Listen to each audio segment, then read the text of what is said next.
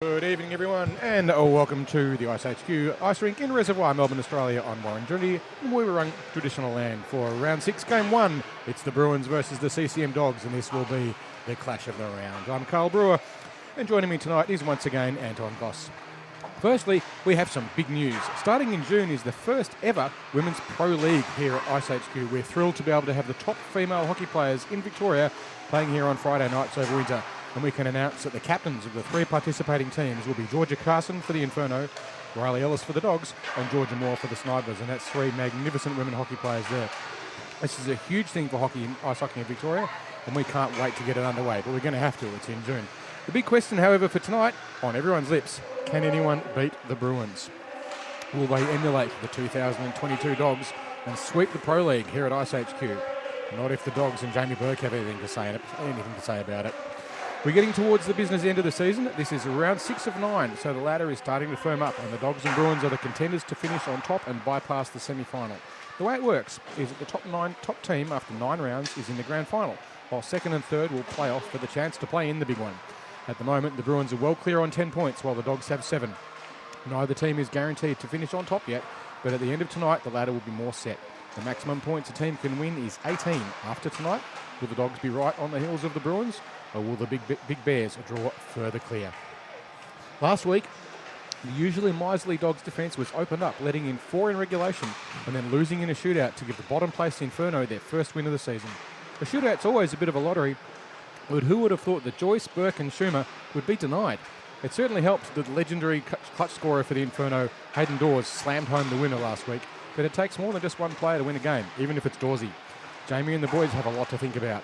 While they were missing Vajasov on his own, he doesn't win games, so they can't call on that as an excuse. Byron Schumer continues to be in awesome form. With 2 last week, his combination with Stringer is a joy to watch. The Bruins, well, they've just rolled on and swept everyone. Mikey James in net has been superb when he's needed to be so far, including a shutout the last time these 2 teams met. Along with what looks more and more like the steal of the season in Matt Karuna, we've seen Gavin Birchler really hit his stride. Troy Cutter's been a bit quiet with just the 2 points this season. I can't help but think that that's going to change soon, though. Jordan Warren's boys have shown vulnerability at times, with a leggy defence letting in 4 in round 1, but they've tightened up and since then have only let in a total of 4 goals in 4 games. This is the second time these teams have met this season. Last time it was a 2-0 win to the Bruins. Gossie, what's your take on round 6, game 1? Look, Carl, I think you've summed it up absolutely beautifully. You know, it was about 3 weeks ago when the Bruins here defeated the Dogs for the first time on ice, and that gave Jamie Bourke the itch, right? It did, absolutely. He was twitching. Yeah, I think it was following that game that he said he wanted to come back and give his team a little bit of support to be able to run to the top of the ladder. And you know what's so interesting as I hear you summarize this season so far is I just feel like this is exactly how we felt last year, except now it's the Bruins playing the role of the Dogs, right? Absolutely. So I think this season, as much as we've seen some absolutely beautiful goals, it's really been marked by these 2 netminders. Both these men here, Michael James and Austin Lefkowitz, both sport over a 900 save percentage. Mikey James, he does it in style. He stops pucks. He's averaging right now a 1.6 goals against average with a 934 save percentage with that shutout that you mentioned against these Dogs. Where Lefkowitz as well, now just hovering just over 2 goals a game, 2.01 and the 912 save percentage. So what we know is it takes a lot to score on these teams. And really what I'm interested to see are those plays off the puck, that neutral zone, see who can get the pressure. The last time they played, there were 2 goals. One was a seeing eye shot from Krutzev that Lefkowitz had no business saving. He couldn't see the puck. And the second goal was one on the power play by Josh Walt. I'm anticipating another close game. I think it's going to end between 1-2 goals at the most. But I think the most important period is going to be this first period and starting on time. Well, I think you're right, Gossie, but you've got to remember too that a goalie is only ever as good as the defence in front of them and the opportunities they're presented with. And both of these teams have been rock solid in defence through almost all of the season. And that's if they can own the neutral zone and get control of that and deny those good opportunities, then the goalies look pretty good. Which is not to say that they're not good, but they look even better when they don't get the chance. Well, here we are now with the start, and it's Walt there going through the neutral zone and just evading a check. And here comes Ruddle. First back there was Captain T-Blades, Ray Khalil, and he rang that off the glass, but not able to get it out. That's Vadim Verjasov just dropping it to his line mate there, and Jamie Bourke takes it, little curl and a shot, and that floater just in the air, but Walt was able to knock that down. Puck comes back out to Verjasov, takes a sharp angle shot, and it just knocks down into the neutral zone, and Freight Ray sends that down the length of the ice, and with Troy Robertson getting back first, we'll have our first icing of the game. So we've already seen Troy Robinson go for that high challenge. He was quite famous for doing that. The problem is, though, if you miss it, you end up with the player getting through fairly unmarked. So he needs to be pretty careful. If he's going to go for those high challenges, he has to make sure he makes contact and takes the player out of the play. Well, we know the Dogs are hungry. Jamie Bourke himself said that this was a game they were desperate to win. And I would imagine they're going to up that physicality as they look to knock the Bruins around a little bit. Well, they've got Verjasov back this week, but they're without Kahu Joyce, the magician from round one, who scored that magnificent goal. In fact, two magnificent goals. Yeah, but he's away this week, but they do have Verjasov back. So look for the combination between Verjasov and Bourke to really start to work on those breakouts, because we know that those two together, it's a magic combination. Verjasov knows that Bourke will be trying to make some break from the other side and up the middle, and that's why they score so many goals in transition. Just for you guys at home, just this little stoppage of play right now. There's a little ice issue there, just to the right of Mikey James, and while the officials, with the help of some of those men in gold, they'll fix that up just to make sure the puck slides around, no edges that are lost, and we'll get back in action in no time.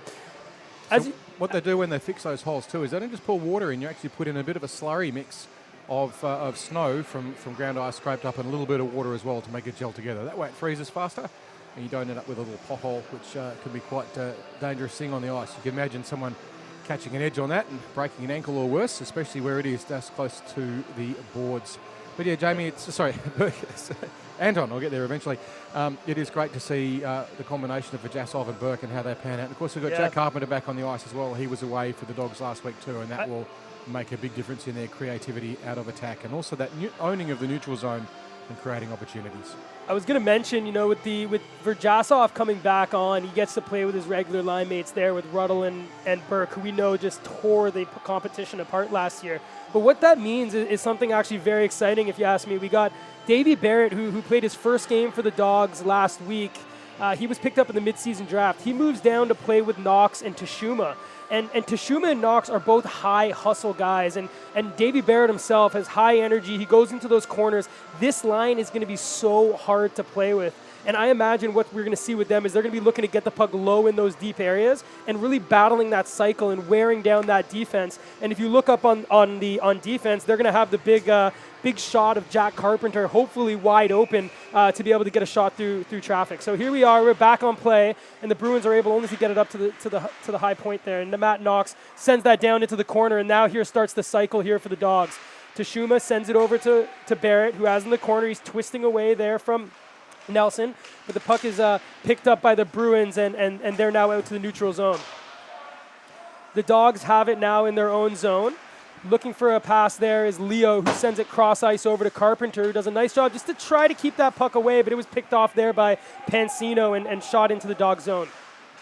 It's good to see Trevor Leo getting a bit of confidence and skating around a few players. He's one of those guys that if he believes in himself, he's incredibly effective. So here's Carpenter, sends it up. That was Knox with the backhand, just trying to get around Keisha there, and Mikey James has seen enough. He covers up, and he'll allow his team to have a change. I was just having a chat with Byron Schumer last week, and he was just saying how he's had a really busy off-season. He's done a lot of training, got himself in pretty good shape. He's looking forward to this year being a real breakout season, and we've seen that so far. He's scored a lot of points.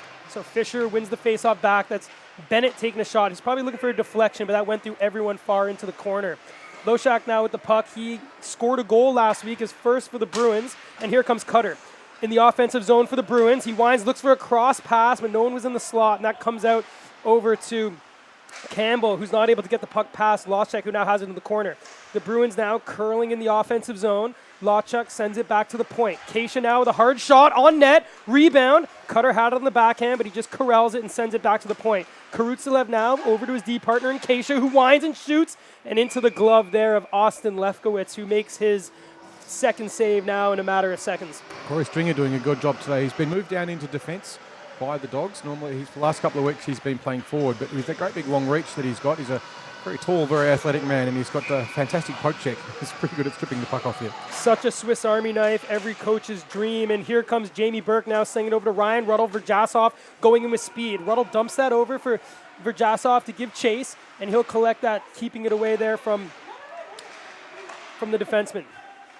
Verjasov walks through, takes a shot, hits the post, and rebound comes out, and Verjasov collects it. He regroups that over to Bourke, who sent it back to Verjasov, but that was intercepted there by Laver. Laver is just confusing me a bit. Last week he had a white helmet, but here's Nelson. Over across, Corona scores!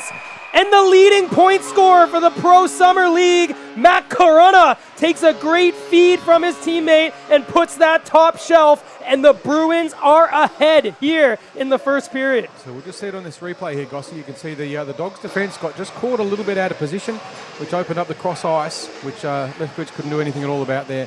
And it's just a little bit of misjudgment on the part of Bennett. He got caught just a smidge out of position. You see it here on the replay. He goes for a challenge and just doesn't quite manage to cut it off. Such a quick release by Corona. You could see on that overhead CCM all-out replay, Lefkowitz just set and the puck had already passed him. And this is not what you want if you're the Jamie Bourke and the Dogs. The Bruins are ahead like they've been all season. Collecting it in their own zone, that's Loschuk, who sends that over to Krutzev. Krutzev sends it across but just misses his teammate, forcing Keisha to regroup in his own zone. The Bruins now finally get it out, and here they come through the neutral zone, and that's dumped into the Dog zone and high into the netting. And the puck will come out, and we'll have a face-off in the neutral zone just in front of the Dogs bench. So with 13 minutes to go in the first, the Bruins out to a 1-0 lead. The goal scored by Mac Corona, assisted by David Nelson on a nice little piece of broken play in front of the net. Face-off here, won by Fisher. Comes back to Stringer. He's heads up, having a peek, and sends that into the neutral zone, but misses everyone, allowing the Bruins to collect through Krutzev. Krutzev looked for the stretch pass himself, and that finds Stringer, who now hits that up on the boards over to Fisher. Fisher's got a streaking Astafiev, who's now in, inside, outside, cuts through, but a nice poke check by Krutzev separates the puck, and Todd Cutter has it now in his own zone. Astafiev perhaps looking for a drop pass with a follower who just wasn't there that time. So that's Loschuk not able to get through the defense, and Bennett just bounces one in on net, and Mikey James caught that, but it changed directions last minute. It's clever play, that one for Bennett, logging the old googly at the goaltender. You never quite know where it's going to go. Those awkward bounces just in front of you. Every now and then, maybe 1 in 100 they go in, but that's the 1 in 100 you celebrate. So Verjasov now out for the faceoff, wins that back to Bourke, who winds and shoots right into the glove there of Michael James. You could see straight down from where we're standing, you could see right down Berkey's sight line there, and you saw open net, and then a flash of white, and the puck was plucked out of the air. Beautiful save. We'll see if they run this play again, and Verjasov wins it back, but a smart play by Pansino to get out, but the puck's still with the Dogs, and Walls takes a shot, rebound out in the slot. Ruddle takes a shot, another kick save, rebound save again by James, and he kicks that one out into the netting, and we'll have another face-off here in the Bruin zone. So a good shift following that goal. The Dogs putting some pressure on, but it's going to take a lot to beat this world-class netminder in Michael James. Good sustained pressure from the Dogs, but this time the Bruins break it out. So here's Laver behind that. Puck comes out to the high slot. Bourke drops it for Walls. Walls, wine shot, rebound, collected there by Captain T-Blades Ray Khalil, and he just sends that down the length of the ice, and with Troy Robertson getting back, we'll have a face-off, and they'll keep the pressure on. The bad news there for the Bruins, and these rules, unlike our beer league rules, the defending team, if they ice the puck, is not allowed to get a change. So there'll be some tired legs, although the Dogs leaving the same line out as well. Remember this. The Bruins bench were looking for a change, and Jamie Bourke said, no, we're taking the shift, and let's see if it pays off. Dogs win the face-off, but collected there by Corona, who rims that around to his teammate in Pansino. Collected here now by Buchanan, who just chips it up and into the offensive zone. Robertson regroups and sends that over to Walls. Walls tried to whip it up to a screaming Bourke, but that was intercepted by Corona. Corona cuts it in front, shot, Pansino save, rebounds loose, the goalie's down, but collected by Verjasov, and he sends a streaming pass to Bourke, but Ray Khalil intercepts that. Otherwise, Bourke would have been in on a breakaway.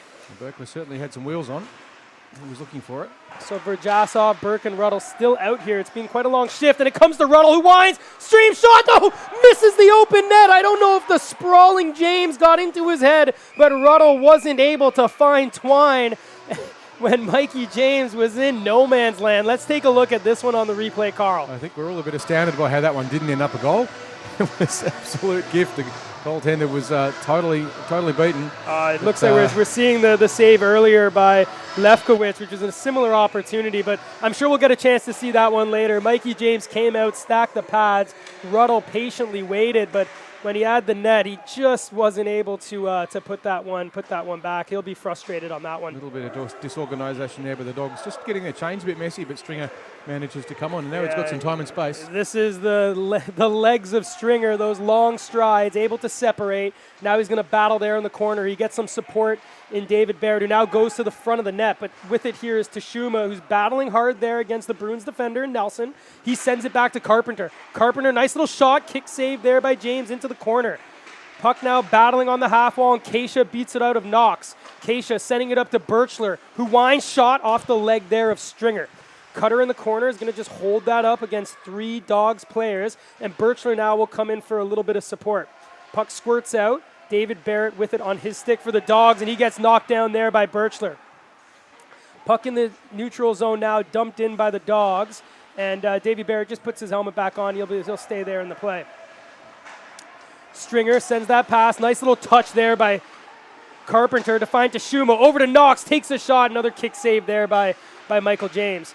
Puck still with it now as the Dogs. Kicked up, back to Ruddle. Ruddle sends it over to Carpenter. Carpenter with it, back to Ruddle. Ruddle wine shot, so just hits that one wide. Mikey James out on the top of his crease though, cutting down that angle, and that puck's going to come down, but not for icing as Austin Lefkowitz comes out of the zone, and he'll send that up there for Ruddle. Knox a little bit unlucky he didn't get a deflection on that previous shot. He was right there. So Carpenter just kept that in over the zone, not able to keep it, and here comes a break. Josh Walt in on a breakaway on Lefkowitz. Walt, shot, save there, Lefkowitz, as Josh was trying to get it between the legs. And with that slash there by Robertson, it looks like the Dogs are going to be going for 2, as Craig Armstrong Frey had his hand up immediately following that play there in front of the net. I think Robinson there expressing possibly a little bit of disappointment with himself. He was a little bit caught out on the pinch up high, and his attempt to get back, he just backed off a little bit of coasting. So he's probably a little bit frustrated with himself there, not working as hard on the back check as he needed. Well, it looks like Robertson's going to be lucky with that one. The hand did go up, but I think after a little conversation, no penalty was called, so we'll stay 5-on-5. Ruddle now with it over the blue line. He's in, trying to find some space, but the Dogs do such a good job defensively. We talked about it last week, right? They were missing some of their top scorers, but they just played that great system and didn't offer too many opportunities in the defensive zone. We're just seeing a few shots there from oh, sorry, I've completely lost track of his name. From Ruddle. No, sorry, not Ruddle. You'll have to get this one. Which team? Sorry, are we talking about the Dogs or the one that just happened from the Bruins? That was Pansino, I believe, that had just taken. No, it was Toddy Cutter. Sorry, Cutter. I'll get there eventually. He's on the ice right now. It's hard to miss him. He's the one with the gorgeous locks coming out of the back of his hair, right? Yep. There's Fisher sending that stretch pass, and here's Astafiev. There was a little bit of space, but Keisha came over to support Ray Khalil and took the puck off the young Russian there. And that'll go for icing, so the puck goes all the way back down the other end, and the Bruins will have to break it out with tired legs. I've been pretty impressed by the way Birchler has been playing through this season too. So here, this is that all-out replay. Sorry to interrupt, but that's it right there, with Mikey James coming out and stacking the pads, and Ruddle just not able to find the far corner. Pat did Mikey James move, eh? He loves to have those 2 pads stacked. So the puck here in the offensive zone for the Dogs. They're just looking to get the cycle, and it's Fisher who tries to take a shot through traffic, but not able to hit the net. And that's the story of the game so far. The Dogs have had some decent pressure, but they haven't been able to hit the net. But here's Lawschuk now for the Bruins. He's got it in the corner, doesn't like what he sees, so he turns back, sends that to the point, but that's intercepted by Fisher. He drops that over to Stringer, who comes in from defense, takes the backhand, save there, James, but the puck goes into the corner. Stringer still with it, battling against 2 Bruins and Lawschuk and Nelson. He kicks that forward for Fisher, who corrals that behind the net. Battling hard there with Keisha, and back to support his Cutter, but Campbell able to get it back there to the point. With it is Astafiev, keeping away from Lawschuk, sends that deep with a shot, and that one just went wide. Puck on the half wall, a pinching Carpenter, sends that on, kick save. by James. Puck comes back to the point. Leo with a shot. That one goes wide. And first to it in the corner will be the Bruins and Todd Cutter.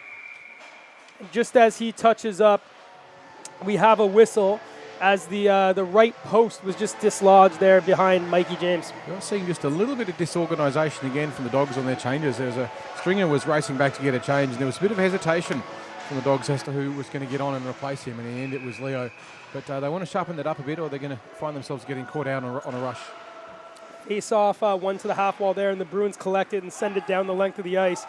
First back is Trevor Leo, and icing's actually waved off there. So Leo battling, he's got Pansino laying the body on him, but his defense partner there in Carpenter comes to give him a hand, but Luke Buchanan comes out of nowhere and collects the puck. He curls on the half wall and sends that deep behind the net. First back is Leo, who just misses it, and that was Pansino trying to chip that in front, but hit the back of the net. Knocks it up the half wall, and Pansino pins it there, and Buchanan now collects the puck. Leo will rim it around to Carpenter, who now has a little bit of space and just leaves it for Tashuma. Tashuma knocks it up for Barrett, who battles here on the half wall against Laver. Laver wins out in the end and sends that up for Pansino. So Bruins doing a good job just negating too many grade A scoring chances for the Dogs. They're having to work hard, the Dogs here, for every opportunity they have on goal. I think so too, the Bruins, though. It's certainly been... The only Barrett sends it in front. There's Knox. And out comes the Bruins. Sorry, what were you saying, Carl? No, the only thing that's really made a difference, I think the Dogs are trying to be a bit too physical. Jacob Laver knocked down hard by Troy Robertson as he inserts himself into this game. Speaking of being too physical, they got away with it there. But I think the Dogs are trying pretty hard to lay a lot of body on the Bruins. And when they miss, and you do miss them sometimes, it does create those opportunities. Robertson was chipping that up to where Jamie Bourke had been, but Bourke made his way over to the other side of the ice and just wasn't able to collect that. Little unlucky bounce there. Ruddle collects it, leaves it there for Bourke, who just bounces off a check there from Loschuk. Verjasov shoots it on and hit the chest there of James. It looks like it must have hit him in a place potentially with a little less padding as James does not look very good right now. Yeah, he's a little slow to get up. But, when you see something like that, you hope maybe the puck just hit him in the inside of the leg. Maybe it's not a knee.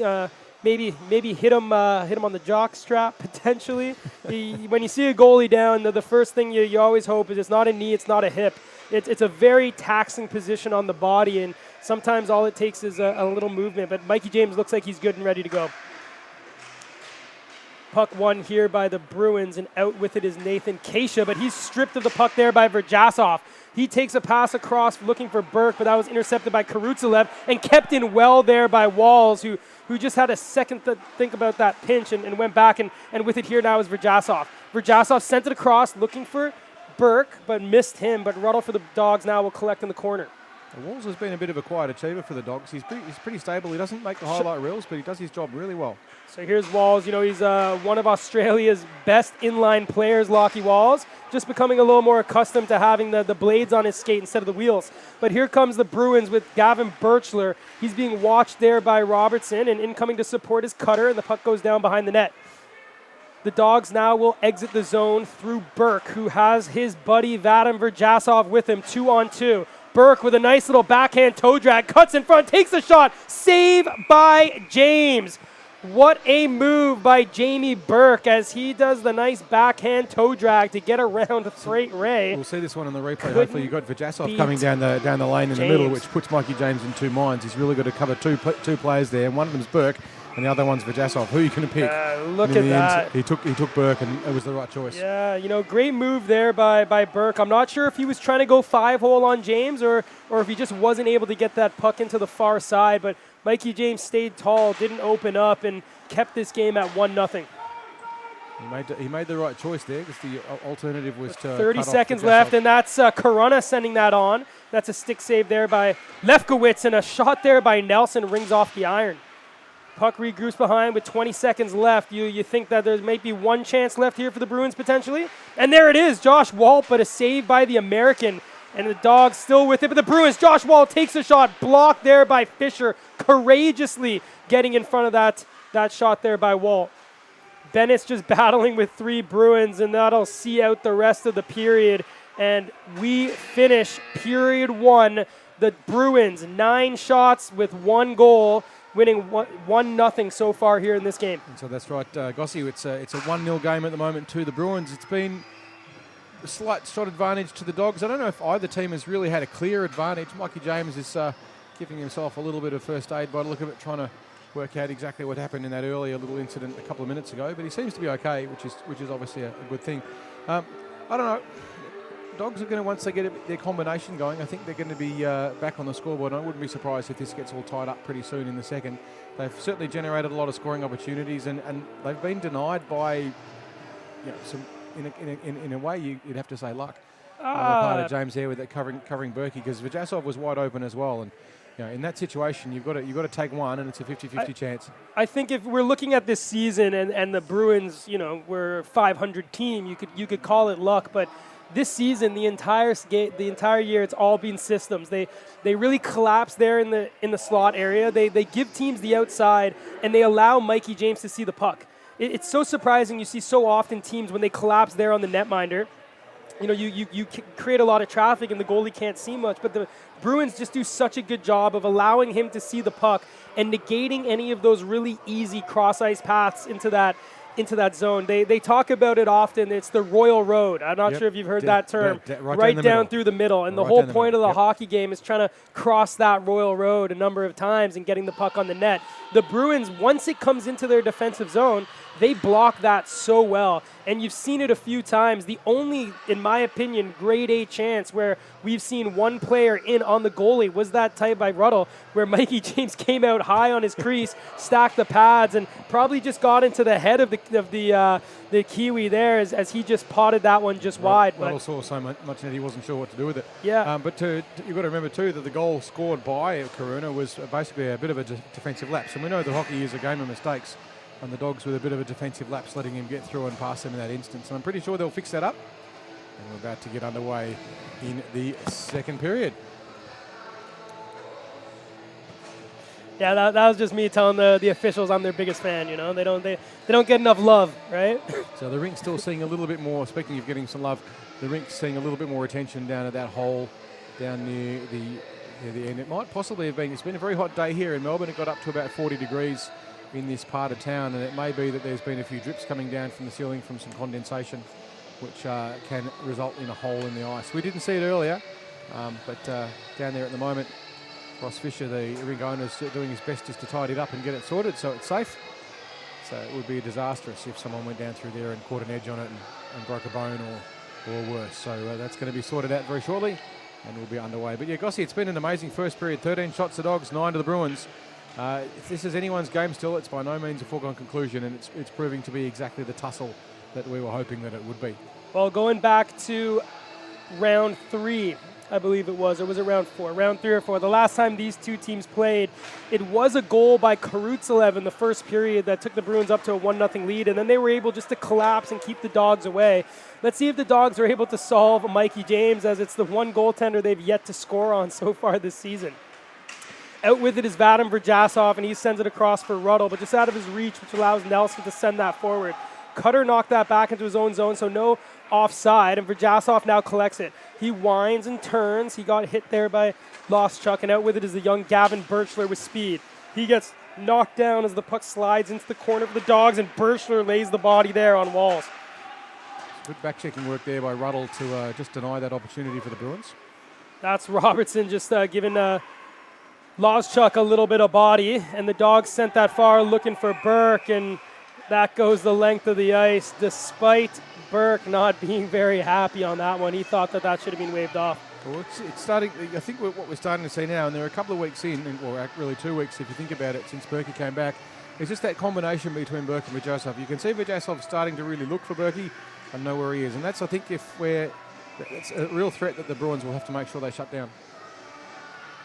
So face-off here to the left of Austin Lefkowitz. It's won by the Bruins. Wall battling. Comes back there to Corona, who takes a shot through traffic, and a nice block there by the Dogs defender. Puck squirts out, and here come the speed. Jamie Bourke has it. He's got Ruddle with him. Takes it to his backhand, back to his forehand. Keeps that away from Karutsev. The puck just left back. Vajasov circles it back into the corner. Ruddle goes in. But Ray Khalil able to get there first. Comes out now into the slot, but again, the Bruins doing such a good job of just staying in that high slot area and blocking any opportunity. And here's an odd man rush. Josh Wall with a shot, rebound out there for the taking, but a nice job by the Dogs just to knock that one away. Matt Knox off the bench out onto the play, and he takes that into the Bruins zone. Tashuma himself, who's just come off the bench, gets that around, but Matt Knox just not on the same wavelength there, and the puck squirts out into the neutral zone. So Knox still reasonably new to this team. He's still settling in and finding his legs.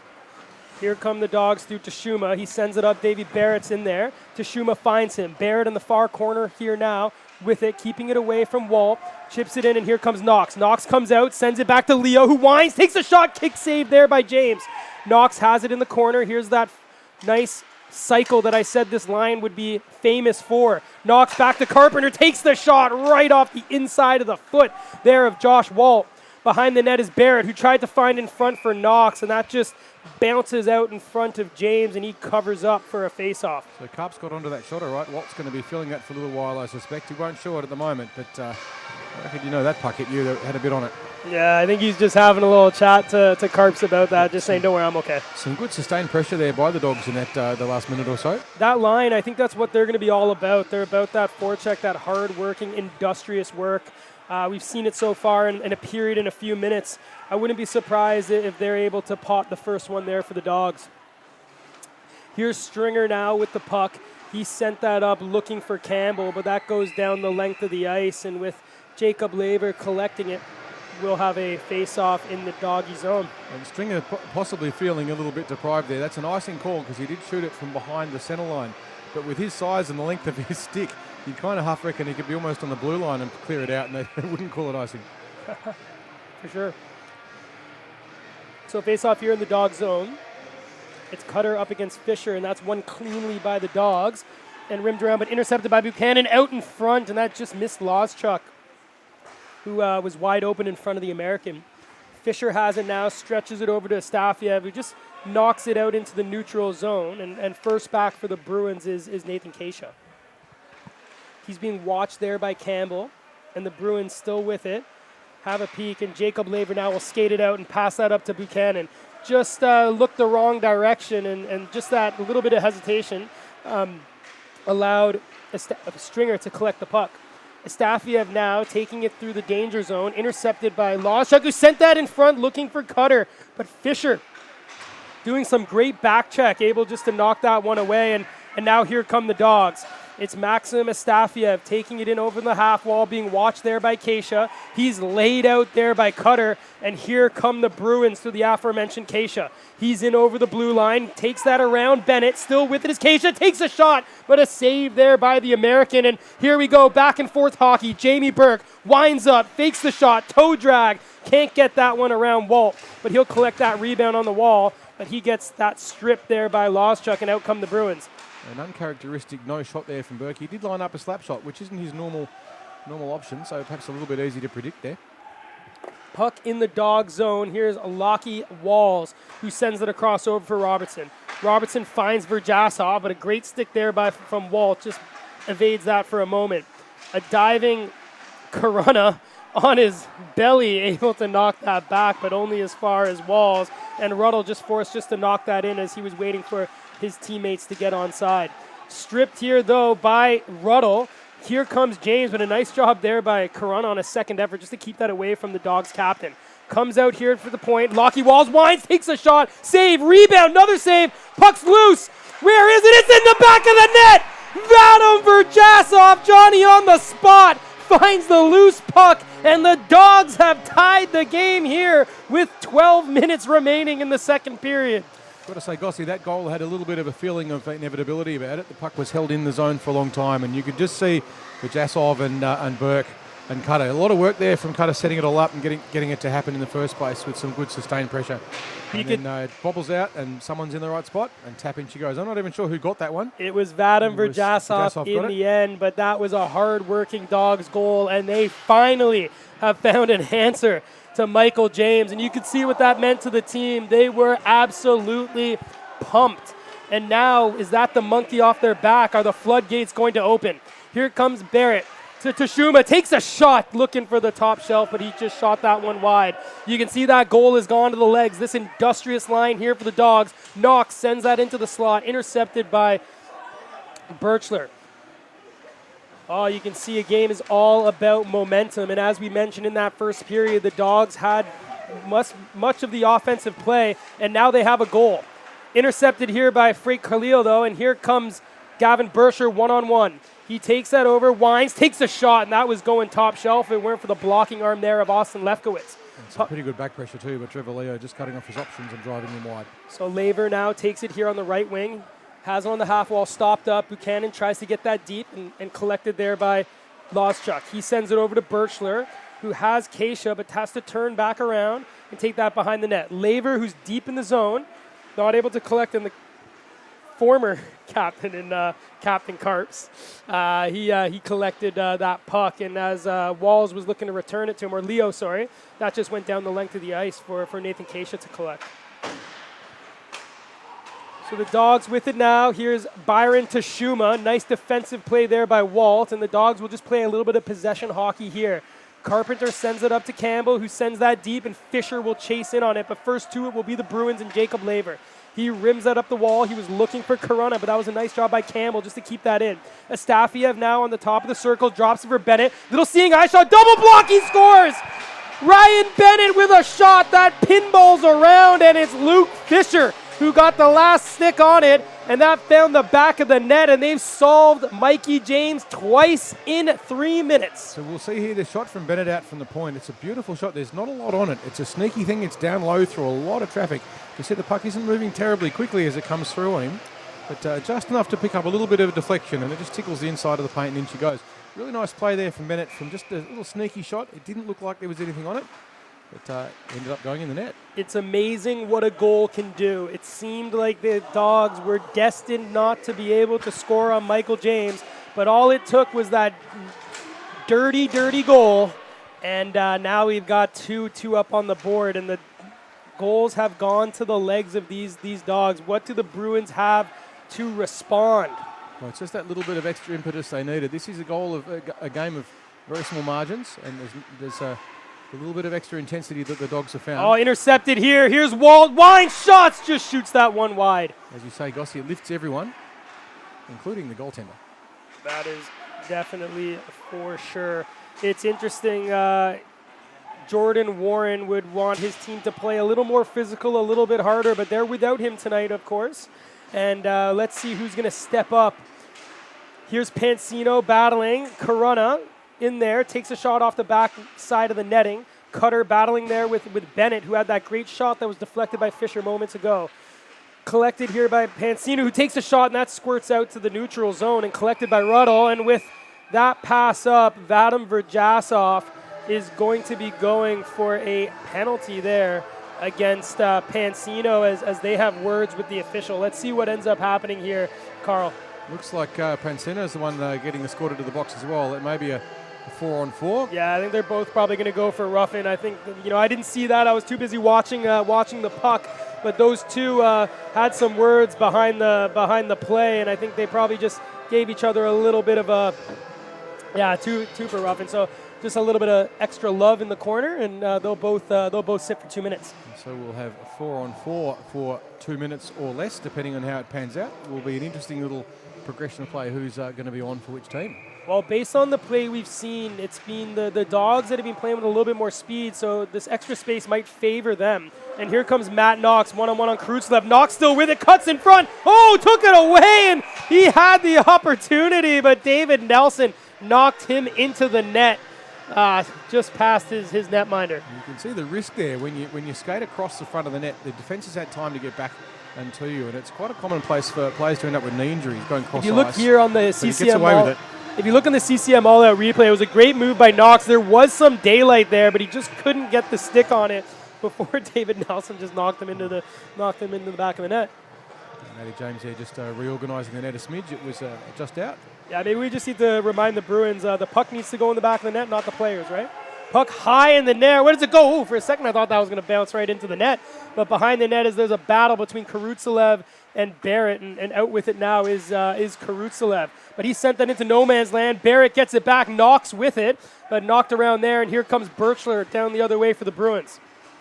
He's one-on-one on Walls. Robertson comes out and lays the body. He's up the physicality, and now he'll get the puck. In the offensive zone, he winds, takes a shot, but saved there by the glove hand of Michael James. Robertson going high there with presenting James with a relatively simple shot. It's interesting to watch 4-on-4. It's much more of a possession game than a position game that you get with a standard 5-on-5 hockey. If you've got possession of the puck, it's absolutely critical because you've got much more time and space. So this is only the third time this season that Michael James has let in more than one goal. And let's see if the Dogs can beat him again, or with this one-goal game, the Bruins can get back in. 15 seconds to go on the 4x4. Puck comes out here to the slot. That's Freight Ray sending that in front. Captain T-Blades, as you must. And here comes the speedy Byron Tashuma. He's got Bourke crashing the net. He waits up, takes the shot, and just nearly was waiting for some of that traffic in front of him. But that was a great move by Byron Tashuma to stop on a dime and give him a shooting lane. But Mikey James just able to see that puck. He saw that beautifully well. Schumer with a fantastic little move there. He paused and propped. There was a great screen coming across in front of him. James just cut off the line. It was a position save there, nothing else, but a really good example of it. James does such a great job of getting up to the top of the crease, as you can see just on that save, and cuts down a lot of the angles. But he also has the athleticism to be able to get right back across in case of the rebound. So here's Verjasov right out of the penalty box, not able to find a teammate, and Corona now sends it across over to Pansino. Pansino with a shot on right into the chest of the American Austin Lefkowitz, and we'll have a face-off as both teams will be able to put 5 players back out. If you're a defensive player watching this for a lesson on how to play effective D, just have a look at what Trevor Leo did there with covering at lines.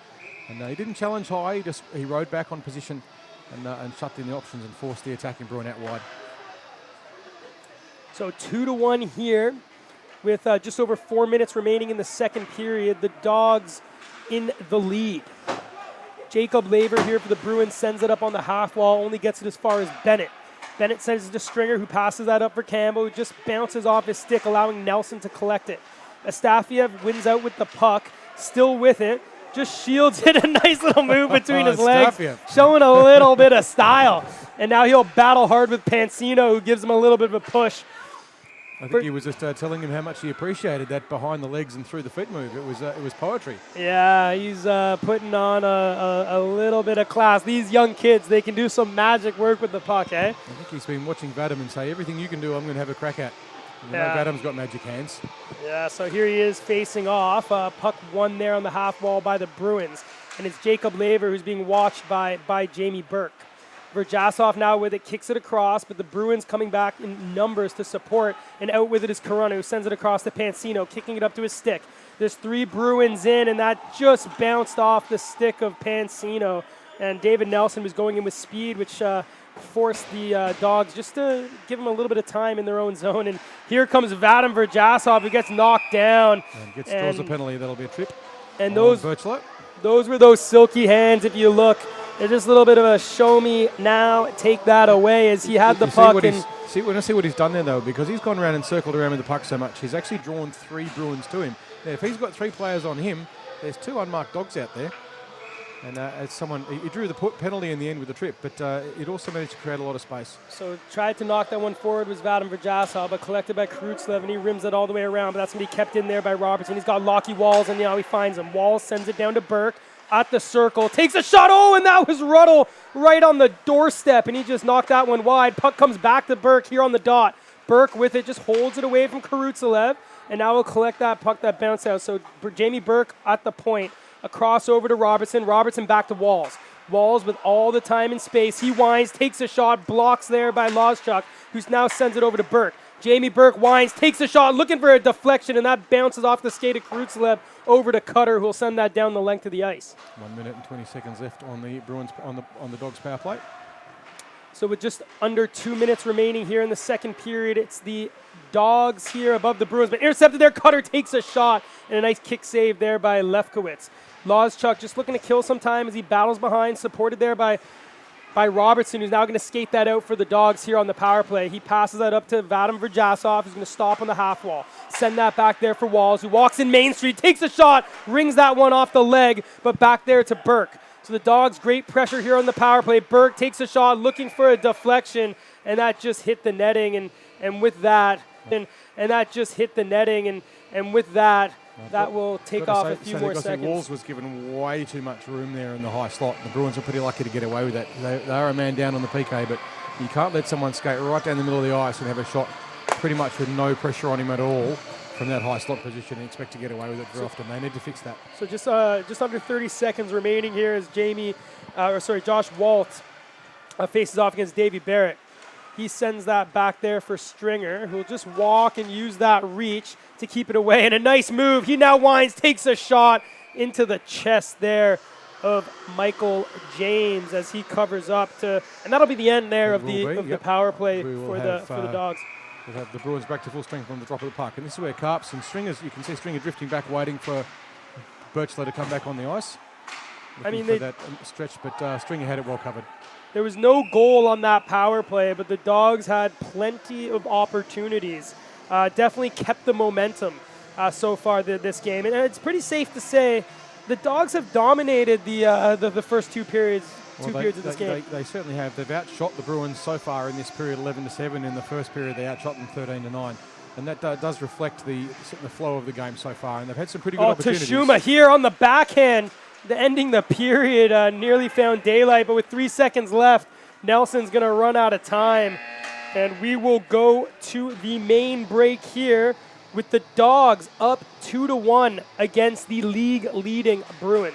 So at the end of the second period, we are 2 periods into the main. The Dogs 2, the Bruins 1. Goals to Matt Karuna early on in the first, assisted by Nelson and Buchanan. But Vajasov with Bourke and Ruddle scored to even it up. 12 minutes to go in the second. And Luke Fisher with a great bit of a shot in from the point by Bennett managed to tickle the back of the twine as well with 9 minutes and 54 to go. And we will be going now to a break for a long cut, and we'll be back with you at about 8:35.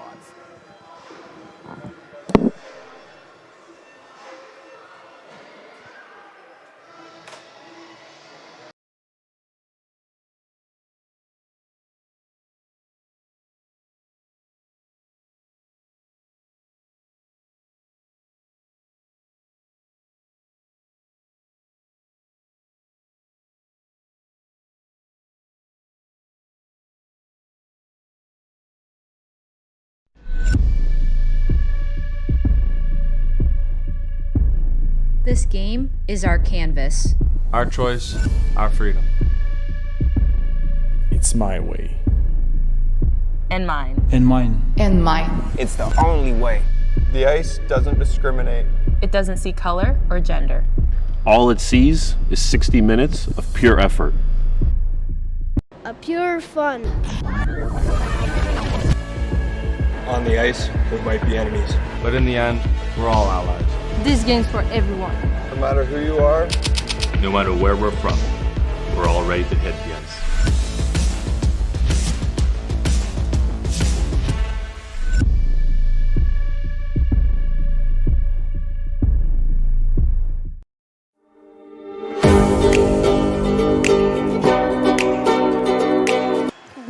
The more important infinite. You surely have to have your mascot being. You introducing or am I? We're live. All right, guys. So welcome back to the intermission. Today we got a special guest. We got Georgia, who's coaching the Inferno, and she's one of the captains that's starting off the Pro Summer League for Women's. That's going to be, or the Pro League for Women's, which is going to happen this winter. Really excited to have you here. What are your thoughts so far early, and how'd you get involved with the league? In the winter or the summer? The winter one. Tell me how it all came about. Yeah. I don't even remember who asked, but they just sort of approached us and said, we're looking to expand it to women and open it up, be the same rules, the same cost, the same uniforms, align it all the way, and we want you three to be a part of it. And it's just a no-brainer for us, to have interest in women's hockey at this level and to be able to step into something that's not AWHL and it's not just club hockey is going to be a massive, massive step. So it was really easy. The three of us just sort of looked at each other and knew straight away that we were in. Yeah, it's super exciting. I know Carl and I were involved with quite a bit of hockey over here, and I think one of the beautiful things about Australia is we have so many talented women that play hockey. Absolutely. And I think it's going to be so great to see it on the, on the ice here. Have you already started talking to some of the people you know that you play with, trying to build a bit of a team? Looking at the list, there's still a couple of people that we're going to tap on the shoulder. To have, we've already had 50 registrations come through on the EOI in 48 hours. So it's been a massive, massive interest straight away. So if we can sort of tap a couple more people on the shoulder, and me and the girls have decided that we're going to try and make it as even as possible, but you never know, I might just try and swing one under them and stack my own team just for the fun of it. But yeah, I mean, it looks good. And there's a couple of people in there that have played a lot of hockey and have played overseas, and it looks really, really strong already. So, Georgia, one of the things that the boys certainly commented on before they came in for the Pro League, both this season and the previous season, is the opportunity they get for some really good hard match preparation. It's the best training you can get, of course, is game. And how's that going to work for you as an opportunity to sort of bridge that gap between club hockey and national level hockey? And you've got this magnificent opportunity that's going to happen here, and we're really excited to be part of having that real chance to get a great warm-up and great preparation for national level hockey. How are you going to approach that? Well, I mean, we were talking about it, me, Ryan, Georgia, and we sort of just said, we always have to play together. We very rarely get to play against each other in a women's forum. So to have that ability to play against each other and learn from playing against each other again is going to be massive. But I was talking to one of the guys over there before and saying that the best way for any hockey player to improve is to play against better players and to play amongst better players. So I think bridging the gap between A-Dub and club level is going to be a cinch, because we're going to be mixing it up together and really pushing each other to do well. So I think it's going to be great in terms of our preparation at a higher level, getting ready for A-Dub, getting ready for national team stuff, but also really good to bridge the gap between the newer players to bring them up to our level and just expand it as a whole. So what we saw over the last season, and to a lesser extent this season, because I think everyone kind of worked out what Jamie Bourke was doing, is some team management that's really picked teams that have really worked well together, and not just necessarily a group of friends, but people who are going to combine and gel and have a good solid defence and that sort of thing. So I'm guessing you've already got your eyes out there and doing a bit of picking and who do I want to be in my team? Not necessarily your friends, but your teammates who are going to make a dominant team. So we're going to see the Inferno be mighty hard to beat in the series coming up in June. I would like to say so, and I'd like to stamp it, but Steve and I sort of stamped the undefeated thing at the start of this season, and look how that's gone. So, I mean, my sister's in the draft, and we always love to play together, and it would be awesome for us to sort of be historic and be on the same team in that. And there's a couple of girls that I haven't had a chance to play with for a long time, but it would be awesome to just mix them back in. So. Yeah, I know. We've also seen, obviously, with this competition, first time that they've had such a competition in this forum anyway for women. There's actually been a number of interstate players that have signed up as well. So maybe people you've played against. I mean, do you know if they're going to be making it down for this draft skate? Because I heard that's another thing that's going to happen for the women, which obviously didn't happen for the men, which would be quite exciting. Yeah, I mean, there's a couple of girls on the list that the three of us have no idea who they are. So it's going to be really good and really important for us to see them early. There's a couple of girls that are sort of sending messages around asking, so some girls from SA, some girls from New South are going to come down. But I think the draft skate is going to be really important in terms of us figuring out who's going to fit, who's sort of going to be able to bring who along. And if there are two girls from one state, making sure that they get on the same team so that they can sort of team up that way. But I mean, the more the merrier, and it's not just Victorian locals that we want to sort of boost. We want to give it to everyone and have everyone take advantage of the opportunity. This is such a magnificent opportunity to build women's participation and at elite level and sub-elite, and try and span that gap, which, as you know, it's such a challenge to get players who maybe haven't necessarily come through as juniors and had all those opportunities in juniors and get fed up through the system, and maybe they haven't played representative but have come in at a later age, and it's a chance for them to get on and play at this level and give themselves a real chance. Yeah. So we're looking forward to seeing that as an opportunity for that to grow. What are you going to do to facilitate that? I mean, we've already talked about it a bit, having our three captains jump in and sort of act as coaches and captains at the same time, and looking into coming down to beer league games and pitching in, helping out, making sure that we're visible as well as on our Friday night, but also through the week, just to put in as much as we can, because the more that we can give back to the sport that's given us so much, the better it will be for everyone else. So making sure that we are sort of visible and active and just helping out wherever we can, that's going to be a big player. It's one of those things that certainly the sport's kind of, I think, been missing for a long time, not just in women's hockey, but in hockey in general. You get there's that pathway through to elite representation, which is juniors, and I have to have started skating when I was a kid. But we know that that's not always necessarily the case. So we're thrilled to be able to see that that you're embracing that as an opportunity and getting that, obviously, exposure to the beer league and women who've come through at older ages. We see it in a lot of other sports, and a classic example there is women's football, where players have come in from a lot of other sports, and hockey's different because you have to learn to skate. I know. And that's quite a stepping stone, but we're thrilled to see how that's going to pan out. So just personally, I want to say thank you and congratulations. I'm really not astounded, it's the wrong word, but really thrilled that this rink and the culture we're building here is playing a big part in the development of the sport. I, for one, cannot wait. I mean, as somebody who's obviously played against some of the women here in the beer leagues, are the hardest to play against, but even growing up back home, I remember in the summer competitions, always the women's team would put in a team, and they're always the hardest to play against, in the corners, battling, moving the puck around. I think people are going to be very excited once you guys get out on the ice. I have a question, though. In the captain's chat, as you guys are going on, you guys have any friendly wagers going on? Not just any yet. any little bit of chirps going through? Not just yet. There's lots to think about and lots to take into account. Lots of little IOUs we've known each other for 10, 15, 20 years even. So there's a couple of things that I've done for them in the day, but they have done for me, and it'll just be a matter of you owe me one, so let me have this guy. So a bit of horse trading on the draw. Yeah. It's we might swap this one for that one, because we saw that here with the boys, with Jamie engineering the draw so that he could play for the Dogs. And we always kind of joked that what Steve should have done was pick Jamie. And then, well, he nearly see, he made my heart stop when he and then traded him for Dawes and Ruddle and 20 grand. And he would have got it. Yeah. So have you got anything kind of sneaking along those lines? Or are you having reserve players, or how's that going to work? It's still such early days that we're still we're looking across the 50 players that have already jumped in and thinking about the players that still have the potential to come in. And I don't think those real nitty-gritty conversations will start for a couple of weeks, but it's just it's exciting. And I mean, we want it to be level, but we also we have the competitor inside of us that wants to win. So you want it to be almost level. Almost. Inferno slightly above. So for those that are listening at home or checking in on the socials and such, so give us the rundown. How do you get involved with the league? In our league? Yeah. Sign up.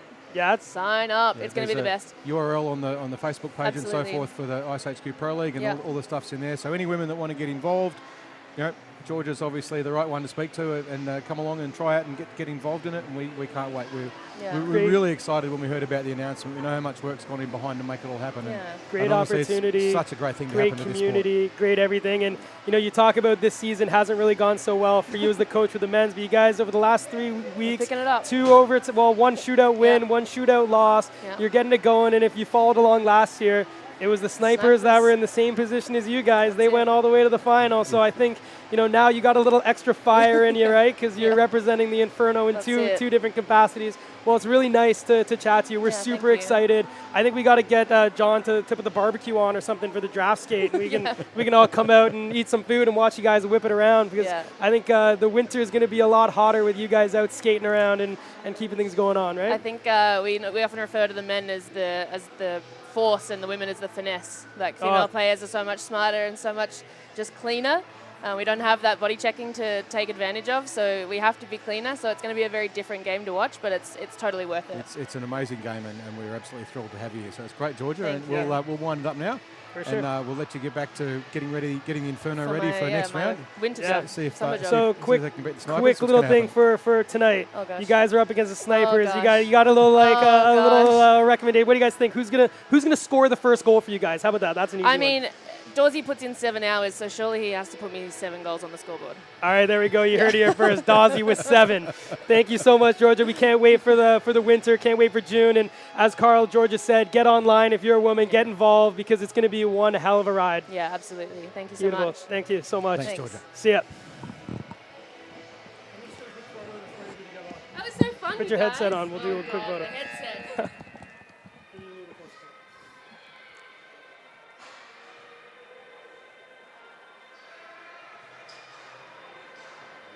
There we go. Thanks, Georgia. Thank you. That was unreal. Have fun. Alrighty, guys. Well, there you have it. A great mid-game interview with Georgia, coach of the men's Inferno team and captain of the upcoming women's Inferno team for the Pro League. But enough about that. We are back here, which is proving to be one cracking game The Dogs with 2 goals in under 3 minutes there early in the second period are leading the league-leading Bruins 2-1. This is where Jamie Bourke wanted to be. He'd like more of a lead, but they have outplayed on the whole the Bruins. I think they're really missing Warren not being here, the Bruins, but they will have had 10 minutes to get themselves all sorted out and have a bit of a chat. The Dogs with a bigger bench than the Bruins today too, so we may see fatigue just starting to play a bit more of a part in the third, maybe through the second half of it. And it's going to be a fascinating game. Karuna with that first goal for the Bruins, and it came really from a bit of a defensive lapse by the Dogs. Uncharacteristically, they let him have a bit too much room through the middle of the ice. But then Vajasov and Fisher have got themselves on the board for the Dogs. And as you say, Gossie, we are 2-1 to the Dogs with 18 minutes to play. So 2 ugly goals for the Dogs. They're getting down and dirty. They got him in, but here comes Ryan Ruddle with a shot. Clear on the ice, but a save there by Mikey James. And that was the Bruins laying the body there on the Kiwi. Puck there for Vajasov, gets it out to Bourke, and the slot takes a shot and a kick save rebound. High in the air, the Dogs coming out with fire, but Josh Walt will now take that out for the Bruins. He takes it into the zone, leaves it for Pansino, wide shot, scores! Pansino with a shot through the legs of Lefkowitz, and the Bruins, just like that, have tied the game before the ice even had time to dry. So 30 seconds in and they score that goal. We'll see Bennett here. He's gone a bit high for that high challenge, and this is often the time, it's similar circumstances to that first goal that was scored. It's just that defensive lapse. The defensive players just trying a bit too keen to put body on and not playing position. It does open up those Pansino opportunities. had a clear run to the net, but decided with the quick release, and you saw Austin shaking his head on that one. I think he wishes he could have that one back. But the game is now tied at 2, and this is turning out to be one exciting match, eh, Carl? Well, it's what we wanted to watch. It's not what the Dogs wanted to play, and it's not what the Bruins wanted to play either. The Bruins would like to get 4-0 at this point, and so would the Dogs. But we've got 4 goals, but they're 2 apiece. This is what we want as neutral fans.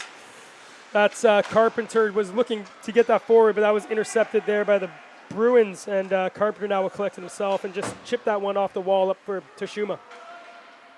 Bruins in their own zone being watched there by the Dogs. Not able to get it out far enough, but that's Birchlew who just won the battle there on the half wall. Well, Birchley's having a pretty good game for the Bruins. He hasn't scored yet, but he's certainly created some good opportunities. He has had a great season, really, as you've mentioned. The guy's just going, but here comes Buchanan on a break, drops it there to Keisha, takes the shot, bounces in, and covered there by Lefkowitz, and I think, if I'm going to be honest, that might have been the wrong move there by Buchanan. I was going to say exactly the same thing. That's one of those things when there's a couple of hundred people all in the crowd yelling out, shoot. I mean, and look, maybe that was the time to. I'm not going to say that I could do better, but he just had that wide open opportunity to go to the net, and I think even Keisha didn't think it was a come back to him, and when the puck did, he just wasn't able to get a stick on it. Not entirely dissimilar to that situation that Ruddle found himself earlier on as well, where it was like all this wide open net and more surprised than anything else. So 2 quick odd man rushes for the Bruins. They've started this period with a little bit of a bounce, and let's see if the Dogs can get some sustained pressure, as it was that sustained pressure in the second period that led to those 2 quote-unquote ugly goals, if you call them. I mean, they all look the same on the score sheet, but Goal's a goal. But they weren't the pretty ones that we've been more accustomed to for the Doggies. The Dogs just need to get their defense. Out here now is Stafiev. He's going to curl. He's got Stringer at the point, and now he finds him. So Stringer now takes a shot. There's one of those deflections, but that goes out into the corner. Puck now slides back into the near side corner here, picked up there by Corunna, and reversed over for Captain T-Blades, Freight Ray, who sends that one all the way down the length of the ice. And we'll have a face-off here, and over the boards comes that big line. Badham, Jamie, and Ryan. And they're playing fresh legs against tired legs. This Bruin line has had to stay on because of the icing call. So the last few ones, it's been Vajasov just trying to win that back for Bourke, who takes it off to traffic. Let's see if they do that one again. Back, here's Bourke through traffic. Wine still with it, takes a shot. Oh, that bounced off the arm of Mikey James and bounced off the other arm and into the corner. And Pansino tries to flick that down, but that's gloved in by Robertson and sent that up to the speedy Vajasov. He takes that wide, protects it. On the back end, takes a shot.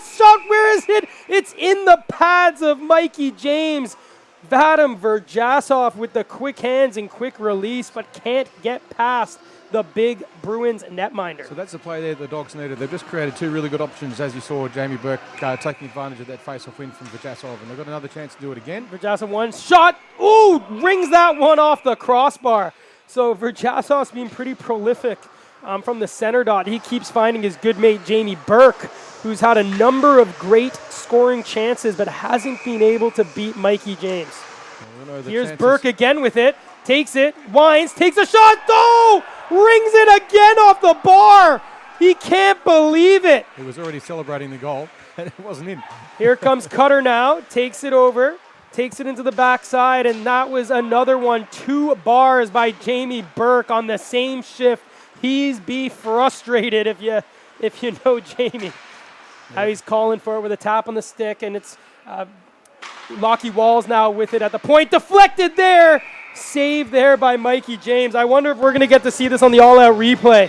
Look at this here. So puck came out to the slot. Mikey James, top of the crease, and the shot just rings off the inside of the far post and goes the other way. Jamie Bourke's got to be thinking I can't buy a goal around here at the moment. No, he cannot. And the score stays 2-2. I'll tell you, people might say that that's luck, but if you're a goalie, you tell them that's all I gave him. All I gave him was the post. Yeah, that was luck. Nah, all he gave was the post. That was all Mikey James. So puck chips it there into the corner, and it's Josh Walt, who's without his great mate in Jordan Warren tonight. You kind of think if you're the Bruins, you need some of that Warren magic right now here in the third. Tashuma, that was battling there, comes out to Walt. Walt battling in the corner on Leo, and he gets support there from Corona. Corona back to the point, and Keisha just bobbles that one. He's forced into the neutral zone. He's being watched there by the Canadian Dave Barrett. Walt just deflects that one into the corner, and Trevor Leo will get there first.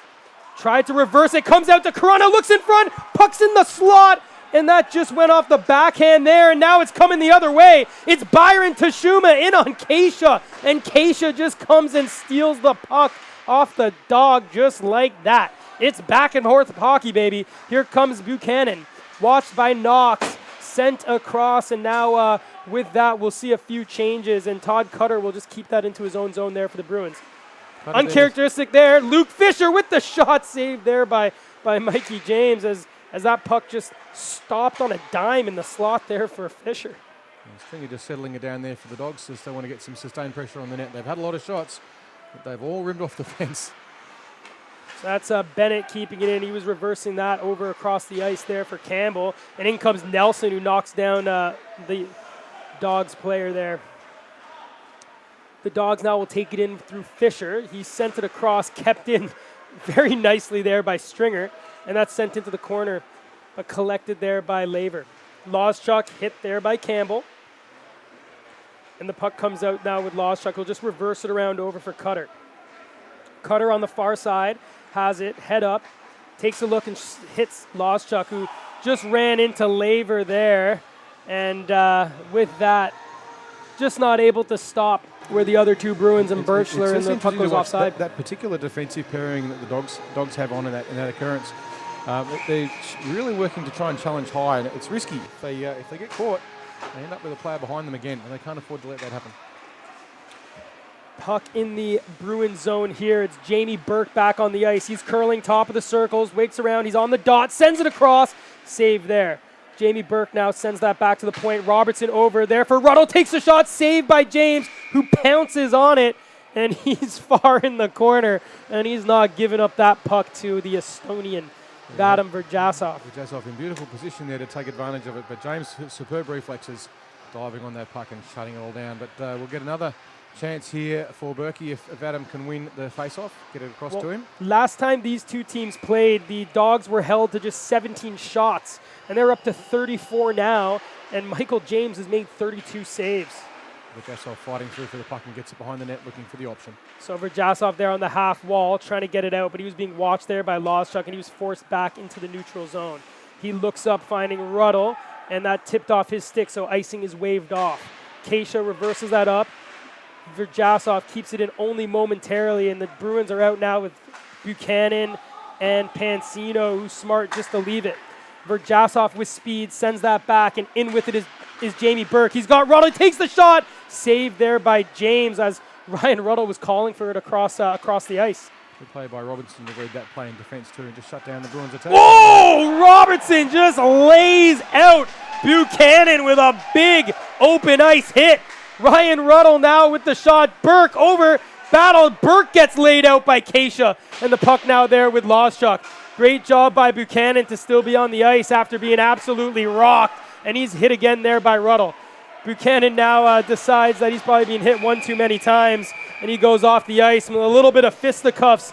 It looks like we'll be having a penalty here, and it looks like it'll be going to Ryan Ruddle. So if you look back, the first of a couple there, Gossie. There was two incidents going on at one point. Bourke was tangled up in front of the net at the other end, oblivious to the fact there was still a game going on, and Ruddle now having a holiday for a couple of minutes. And that will give, by the looks of it, I think we'll probably have a penalty on the Dogs, and it doesn't look like the Bruins are going to be having a box day, so it'll be 5-on-4 for a little while.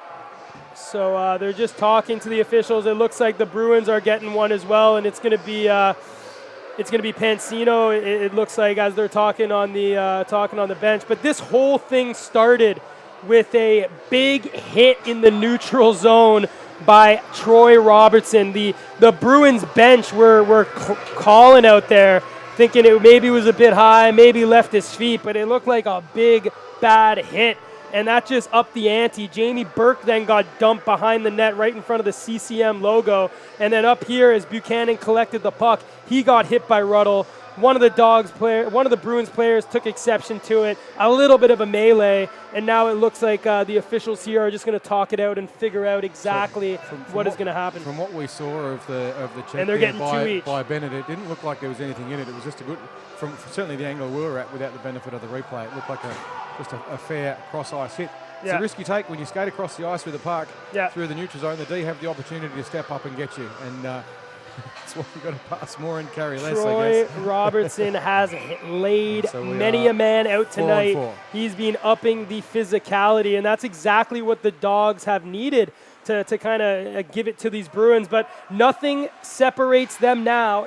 2-2 here late in the third period as we have some 4-on-4 hockey for the next 2 minutes. The last time these two teams played 4-on-4, it was all Dogs. But here comes Matt Corunna. He sends it across over to Kreutzlev, it just bounces over his stick, but Nelson eager there in support. He sends that into the corner for Corunna, who's being watched by Leo, and Leo just pins him up, which allowed Knox to collect it and send it over to Carpenter. Dave Barrett is streaming for the puck over there at the blue line, and he's one-on-one here. Knox coming in for support, takes the shot, and Mikey James gloves that one and covers up. Mikey James with a good piece of position. Again, just cutting down those angles beautifully. The option there for the cross-ice pass, Nolan. They're just a little bit slow getting it out for that stretch pass. It was a good option, just a little smidge slow in its execution. So 4-on-4 here for the next minute. There's just over 5 left in the period. Teams tied 2-2. Verjasov tied up there by Birchler, which allowed the Bruins to collect it, but only get it as far as Bennett. And here's Bourke curling, takes a shot into the logo there of Mikey James. He's had a lot of shots tonight. None of them have gone in the net yet. Can't help but feel he's on the verge of it happening. So here's Bourke in his patented spot on these face-offs. He tries to win that, but Keisha was able to knock that into the corner. Separated from the puck was Bourke, and in comes Verjasov, and he wins that and sends it behind and hand up. So we're going to have a penalty here to the Bruins, and we'll have a short 4-on-3 power play for the next. I'm not sure we'll have time for that one, Gossie. I think by the time that's over, we'll be 5-on-4 because this 4-on-4 will be all over with 11 seconds to go. And we'll not stop time yet. Yeah.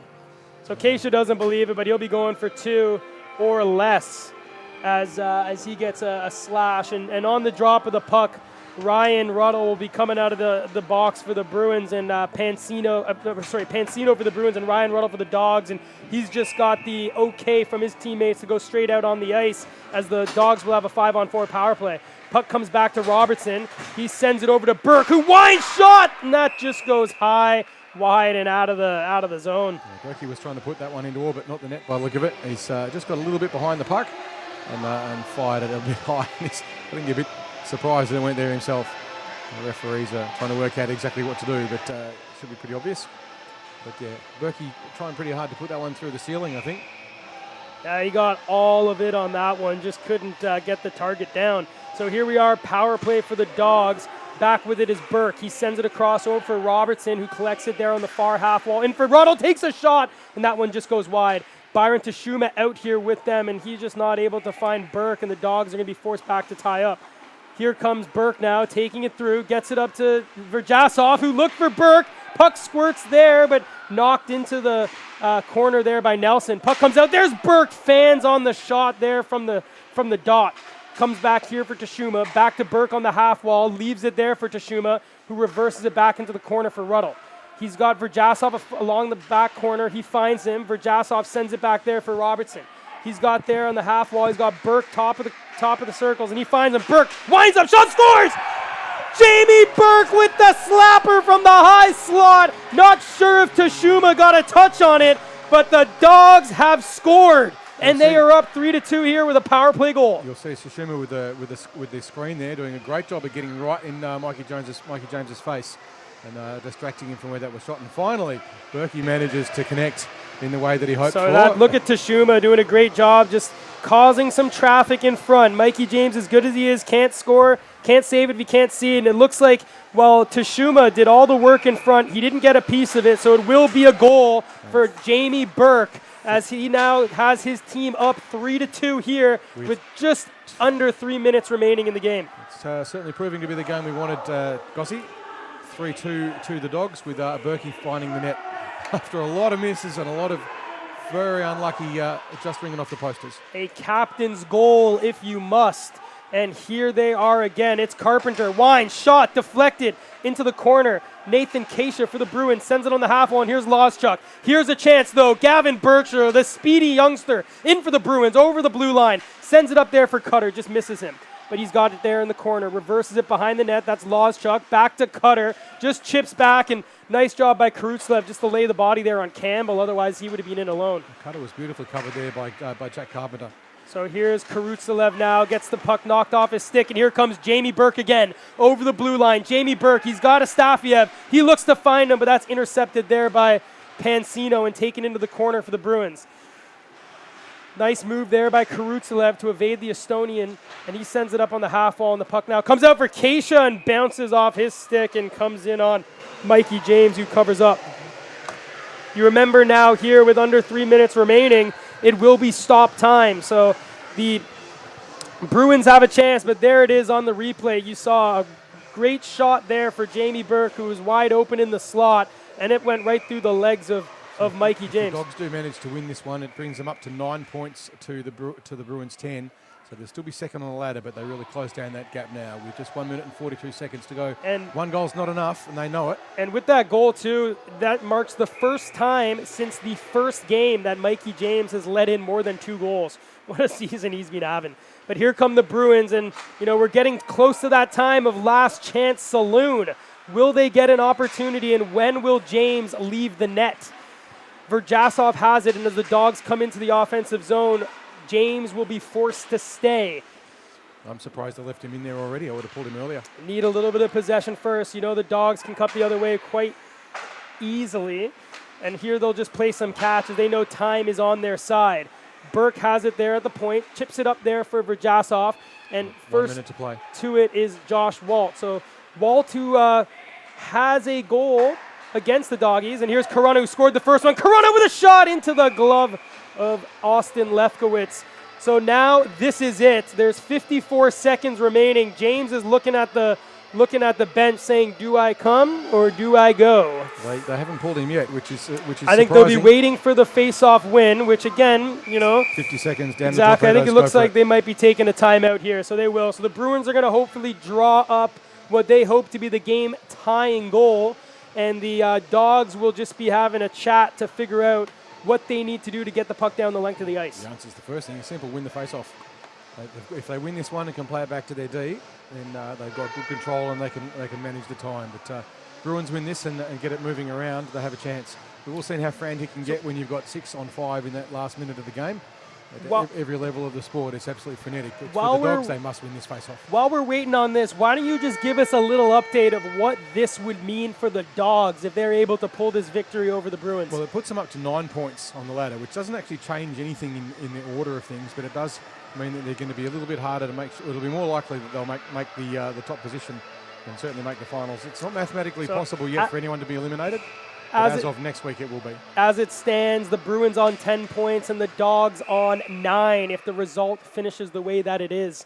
But that is not on the mind of these players. The Bruins are desperate to get a last-minute this goal. face-off on the backhand for the Bruins. I'd probably prefer to put a left-handed centre in there, but Nice move there by Tashuma just to cut through, and Matt Knox comes the rest of the way. So looks like a smart job that they kept James in, eh? well, they didn't pull him, which is surprising. But here they are. So with David Nelson going through, there goes Mikey James. And the Bruins will be 6-on-5 here to end this last 30 seconds. Davey Barrett battling there with Keisha. Comes out there for Loschuk. He throws it in deflection. Oh, and that bounced for a moment. But Austin Lefkowitz makes the big save, and he's up to 20 saves now here on the night. There'll be 25 seconds to go, or 26 seconds to go on this next drop of the puck. Again, it's all about the face-off win. The Bruins want to win it back behind them safely into the corner with Vajasov. It's on his backhand. It's a good choice for them.